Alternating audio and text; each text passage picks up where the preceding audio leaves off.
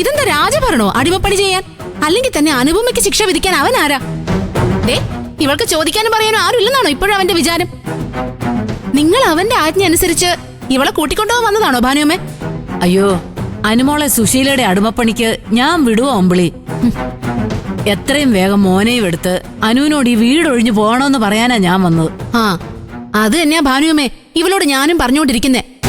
ഇവിടെ ഇങ്ങനെ കടിച്ചു തൂങ്ങി കേട്ട കാര്യമൊന്നും ഞങ്ങൾക്കില്ല. എടി, നീ എന്താ എടുക്കാനുള്ളത് വെച്ച് അങ്ങ് എടുക്ക്. ഞാൻ രഘുവേട്ടനെ വിളിച്ച് വണ്ടിയായിട്ട് ഇങ്ങോട്ട് വരാൻ പറയാം. നീ ഇനി ഒരു നിമിഷം ഇവിടെ നിൽക്കേണ്ട കാര്യമില്ല. ഇന്ദ്രൻ വീണ്ടും അവന്റെ അമ്മയുടെ അടുത്തേക്ക് തിരിച്ചു പോയില്ലേ? എടി, നീ ഇങ്ങോട്ട് എണീച്ചു വാ. അങ്ങനെ ഒന്നും പറയാതെ ഇറങ്ങി പോവാൻ എനിക്ക് പറ്റില്ല ചേച്ചി.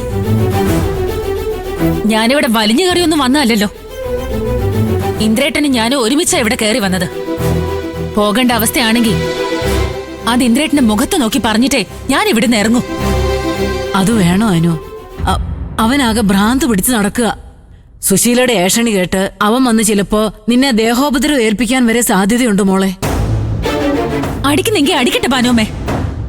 എന്റെ കൈ ഒരു തവണ ഇന്ദ്രേട്ടന്റെ അമ്മയുടെ മുഖത്ത് വീണതല്ലേ? അതിന് പകരമായ ഒരടി അമ്മയും മകനും എന്നെ അടിച്ചോട്ടെ. എടി, നിനക്കിത് എന്തുവാ? അമ്പിളി, ആ കട അങ്ങനെ തീരുകയാണെങ്കിൽ 2 അടി കൊള്ളാനും ഞാൻ തയ്യാറാണ്. അല്ലാതെ ജീവിതകാലം മുഴുവൻ ആ സ്ത്രീയുടെ ദാസ്യവേല ചെയ്യാനാണെങ്കിൽ എന്റെ ഭർത്താവ് അതിന് പറ്റിയ വേറൊരുത്തിയെ കെട്ടേണ്ടി വരുമെന്ന് ഭാനുമ്മ ചെന്ന് പറഞ്ഞേക്ക്.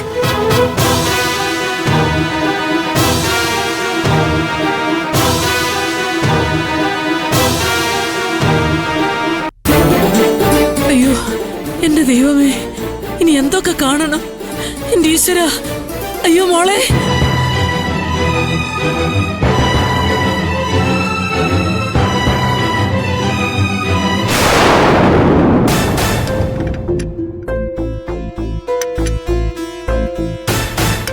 വയറ് നിറച്ച് കഴിക്കിന്ദിര. നീ യാത്രയിലൊന്നും കഴിച്ചു കാണില്ലല്ലോ. മതിയമ്മേ, തൽക്കാലത്തെ വിശപ്പൊന്ന് അടങ്ങിയാൽ മതി. വയറ് നിറച്ച് കഴിക്കാവുന്ന മാനസികാവസ്ഥയൊന്നും അല്ലല്ലോ. എന്തായാലും നമുക്ക് ഈ അവസ്ഥയ്ക്ക് നല്ല രീതിയിൽ ഒരു പരിഹാരം ഉണ്ടാക്കണം ചേട്ടാ. ഏട്ടത്തെ ഇവിടെ കൊണ്ടുവന്ന് അടിമപ്പണി ചെയ്യിക്കാന്നൊക്കെ പറഞ്ഞാൽ അതൊന്നും ആരും അംഗീകരിക്കാൻ പോകുന്നില്ല. അവൾക്ക് വേണമെങ്കിൽ മതി സത്യ. ഇല്ലെങ്കിൽ എന്റെ മോനെ ഇങ്ങ് തന്നിട്ട് അവളവളുടെ പാട്ടിന് പോകട്ടെ. ഏട്ടത്തി പോയതായിരുന്നല്ലോ, പിന്നെ ഏട്ടൻ തന്നെയല്ലേ വീണ്ടും നിർബന്ധിച്ച് കൂട്ടിക്കൊണ്ട് വന്നത്. അതിനെന്താടാ?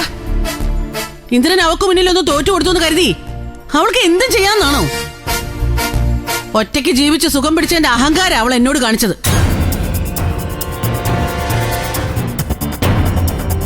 ഏട്ടത്തി ഏട്ടനും ഒറ്റയ്ക്കൊരു വീട്ടിൽ ജീവിക്കാൻ തുടങ്ങിയിട്ട് എത്ര നാളായി അമ്മേ?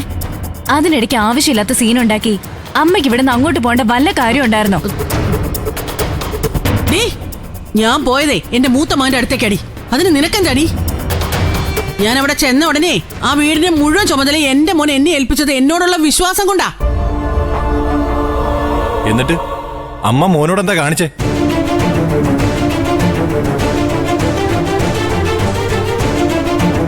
മൂത്ത മോനെ ഏൽപ്പിച്ചു പോയ കുടുംബത്തെ അതേ സന്തോഷത്തോടെ തിരിച്ചേൽപ്പിക്കാൻ അമ്മയ്ക്ക് പറ്റിയോ?